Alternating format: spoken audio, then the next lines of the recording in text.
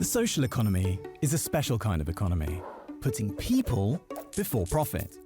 Driven by collective interests, social and environmental goals guide economic activity. Social economy organizations are active in almost all sectors. Organizations include cooperatives, associations, mutual benefit societies, foundations, and social enterprises. Building on local roots, the social economy is based on solidarity and participation. It aims to serve people and the planet by putting profit back into communities, creating jobs and opportunities.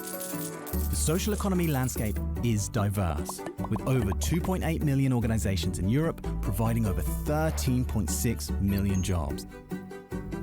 For more information, visit ec.europa.eu/social/social economy.